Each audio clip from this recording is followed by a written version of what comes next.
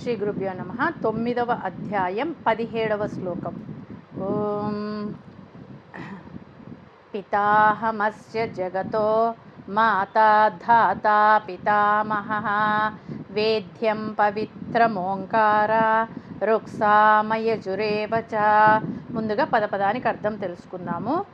పితా తండ్రిని, అహం నేను, అస్య జగతః ఈ జగత్తుకు, మాతా ధాత తల్లిని పోషించేవాడిని, పితామహః తాతను, వేద్యం తెలుసుకోదగిన పరమసత్యాన్ని, పవిత్రం పవిత్రమైన వాడిని, ఓంకారః ఓంకార స్వరూపుడిని,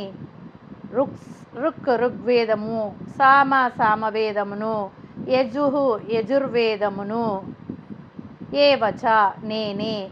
పరమాత్మ ఏమంటున్నాడంటే తన విశ్వరూప మహిమను తెలియచేస్తున్నాడు.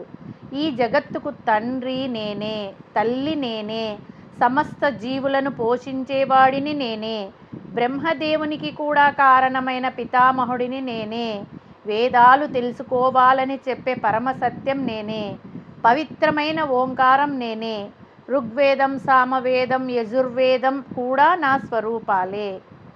అంటే భగవంతునికి వేరుగా ఏదీ లేదు. సృష్టి, స్థితి, పోషణ, జ్ఞానం, వేదాలు అన్నీ ఆయన నుండే ఆవిర్భవించాయి. మన తల్లిదండ్రులు మనకు జన్మనిచ్చారు. మనము చేసిన పుణ్యాల వలన, పాపాల వలన కానీ మన జన్మలు మారిపోవచ్చు. మనకున్న ఈ బంధాలన్నీ శాశ్వతంగా నిలబడవు. మరి మన నిత్య సంబంధం ఎవరితో ఉండాలి అంటే సాక్షాత్ ఆ పరమాత్మతోనే ఉండాలి. వరదలు వచ్చినప్పుడు హెలికాప్టర్లో పైనుంచి ఏ ప్రదేశాలు జలమయమయ్యాయి అని ఎలా చూస్తారో అదే ప్రకారంగా పరమాత్మ కూడా సమస్త జీవులను పైనుంచి చూస్తూ ఉంటాడు. మనం కష్టపడుతున్నాము అని అనుకుంటాము, అది కష్టం కాదు. మన కర్మను పరిపాకం చేసి మనలను అనుగ్రహించడానికే ఆ తండ్రి పడే ఆరాటం. ఆ విధంగా ఒక తండ్రి బిడ్డలను ఎలా సంరక్షిస్తాడో, తల్లి ఎలా లాలించి పాలిస్తుందో, అదేవిధంగా సమస్త జీవులను వారి కర్మలను అనుసరించి రక్షించేవాడు నిజమైన తండ్రి. అతడే పరమాత్మ. ఆ పరమాత్మను మనము శ్రద్ధాసక్తులతో గుర్తించాలి.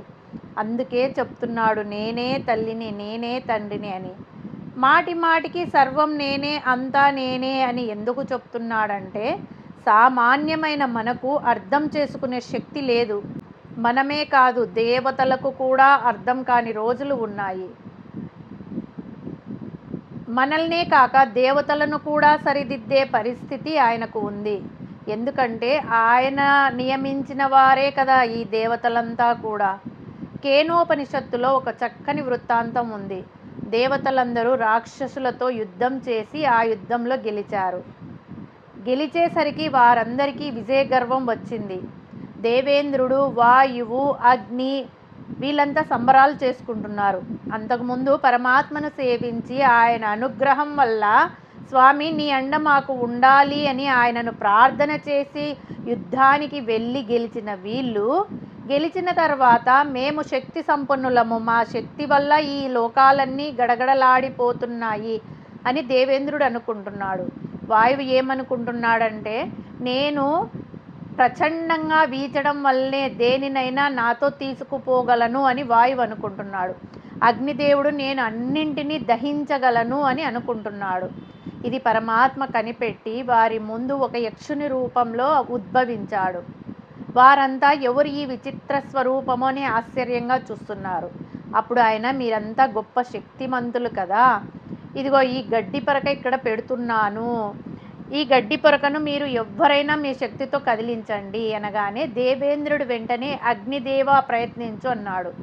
అగ్నిదేవుడు వెంటనే తన శక్తినంతా కూడగట్టుకొని దాన్ని దహించడానికి ప్రయత్నం చేశాడు.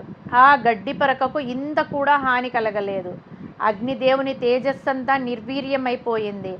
ఆ తర్వాత వాయుదేవుడు కూడా దాన్ని కదల్చడానికి ఎంతో ప్రయత్నం చేశాడు, కానీ గడ్డి పరక కదలలేదు. అప్పుడు దేవేంద్రుడికి అర్థమైంది ఎవరు ఈ యక్షుడు రూపంలో ఉండేది అని. ఆ యక్షరూపము అమ్మవారి రూపాన్ని ధరించింది. అప్పుడు దేవేంద్రునికి అర్థమైంది, ఆ అమ్మవారి రూపంలో ఉన్న శక్తి సాక్షాత్తు పరమాత్మనే అని తెలుసుకున్నాడు. ఆ విధంగా యక్షుని రూపంలో ఉన్న పరమాత్మ అమ్మవారి సంస్పర్శ వలన అగ్నిదేవునకు, వాయుదేవునకు, దేవేంద్రునికి కూడా శక్తి లభించింది. వీరంతా లోకాలను పాలించే వాళ్ళే కదా. వీరు శక్తి సంపన్నులు అయినప్పటికీ ఆ పరమాత్మ గొప్పదనాన్ని తెలుసుకోలేక అప్పుడప్పుడు ఈ దేవతలు కూడా అహంకారానికి లోనవుతుంటారు. దాత అంటే పోషకుడు, ప్రాణులు చేసే ప్రతి కర్మకు తగిన ఫలాన్ని ఇచ్చే నియంత, కర్మఫల ప్రదాత భగవంతుడే. విశ్వంలోని జీవులన్నింటికీ ఆహారాన్ని, నివాసాన్ని కల్పించే పోషణ శక్తి ఆయనే. మరొక పదం పితామహ అంటే ఆ తండ్రికి తండ్రిని, అంటే తాతను నేనే. బ్రహ్మకు కూడా పితామహ అనే అర్థం ఉంది. ఆ బ్రహ్మగారు నేనే సృష్టిస్తున్నాను అని అనుకుంటుంటాడు ఒక్కొక్కసారి. కానీ బ్రహ్మకు తండ్రి శ్రీ మహావిష్ణువు. శ్రీ మహావిష్ణువు నాభి కమలంలోంచే కదా బ్రహ్మగారు ఉద్భవించింది. ఉద్భవించిన తర్వాత ఆయనకు వేదాలన్నీ అందించి సృష్టి ఎలా చేయాలో, ఏ విధంగా చేయాలో చెప్పినవాడు శ్రీ మహావిష్ణువే. అయితే ఈ బ్రహ్మగారు పరమాత్మ ఇచ్చిన శక్తితో ప్రజాపతులను సృష్టించాడు. ఎన్నో రకాల సృష్టులను ఏర్పాటు చేశాడు. కల్పములు మారే కొద్దీ బ్రహ్మలు కూడా మారిపోతుంటారు. ఎప్పుడూ మార్పు లేనివాడు పరమాత్మ. అందరినీ సృష్టించే బ్రహ్మకు కూడా పైన ఉన్న సృష్టికర్తను నేనే. సృష్టికర్త అయిన బ్రహ్మకు పైన నిజమైన సృష్టికర్త ఉన్నాడు అని బ్రహ్మ కూడా మర్చిపోతున్నాడు. అందువలనే పరమాత్మ అందరికీ అర్థమయ్యే విధంగా చెబుతున్నాడు, నేనే తల్లిని, నేనే తండ్రిని, నేనే మీ కర్మలన్నింటినీ నిర్ణయించేవాడను, నేనే తాతను కూడా. తర్వాత వేద్యం. వేద్యం అంటే తెలుసుకోదగిన పరమోత్కృష్టమైన దివ్యమైన పరమాత్మ స్వరూపం ఏదైతే ఉందో అది నేనే. అన్నింటికీ ఆధారమైన వాడు, జగత్తునంతా సృష్టించిన వాడు, మూల కారణం ఎవరైతే ఉన్నారో అతన్ని నేను శరణు వేడుతున్నాను. ఓ పరమాత్మ నన్ను రక్షించు.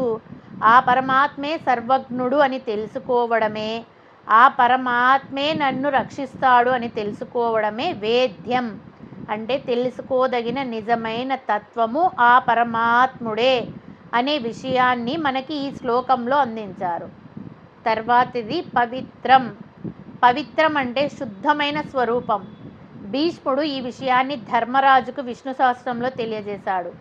పవిత్రానాం పవిత్రం యో మంగళానాం చ మంగళం దైవతం దేవతానాం చ భూతానాం యో అవ్యయ పితః అంటే పవిత్రానికి పవిత్రమైన వాడు, మంగళం అంటే అన్ని శుభాలకు మంగళమైన వాడు, శుభమైన వాడు, దేవతలకు దేవుడైన వాడు, సమస్త ప్రాణులకు తండ్రి అయిన వాడు ఆయనే ఆ పరమాత్మ. అలాగే ఓంకారః అంటే ఓంకార స్వరూపం నేనే అయి ఉన్నాను. సమస్త చైతన్యము, దేవతలు దేని యందు ఉంటారో ఆ పరబ్రహ్మ స్వరూపమే ఓంకారం. ఈ ఓంకారము అకార ఉకార మకార స్వరూపం. ఈ మూడు వేదాలు. అకారం అనేది విష్ణువు, ఉకారం అనేది మహేశ్వరుడు, మకారం అనేది బ్రహ్మ అని ఈ ప్రణవ మంత్రంతో చెప్పబడింది. ఈ సమస్త జగత్తంతా కూడా ఓంకారముతో నిండి ఉంది. అటువంటి ఓంకార స్వరూపాన్ని నేనే అయి ఉన్నాను అని పరమాత్మ మనకు తెలియజేస్తున్నాడు. తర్వాత రుక్సామ యజురేవచ అంటే రుక్కులు, యజస్సు, సామములు కూడా నేనే. ఋగ్వేదంలో దేవతల యొక్క స్థుతులన్నీ ఉంటాయి. సృష్టి ఏ విధంగా ఆవిర్భవించింది, ప్రకృతి వర్ణన ఋగ్వేదంలో ఉంది. హిరణ్య గర్భం గురించి ఋగ్వేదంలో చక్కగా వర్ణించబడింది. అలాగే కాలం గురించి, సూర్యుని గురించి, చంద్రుని గురించి ఋగ్వేదంలో వర్ణించబడింది. తర్వాత యజుర్వేదం అంటే యజ్ఞాల గురించి చెప్పబడింది. ఏ యజ్ఞం చేస్తే ఏ విధమైన ఫలం వస్తుంది అనేది చెప్పబడింది. చక్కని గానముతో దేవతలను ఆహ్వానించడమే సామవేదం. పాడుకోవడానికి వీలుగా ఉన్న సూక్తులను ఇంకా మరికొన్నింటినీ కలిపి సామవేదంగా రూపొందించారు. మనలను సృష్టించి పెంచి పోషిస్తున్న జగన్నాథుడే మన నిజమైన తల్లి తండ్రి. మన జీవిత ప్రయాణంలో ఏ కష్టం వచ్చినా ఆయనను శరణు వేడి మన బాధ్యతలను ధర్మబద్ధంగా నిర్వహించడమే ఈ శ్లోకం మనకు ఇచ్చే పరమ సందేశం. హరి ఓం తత్సత్.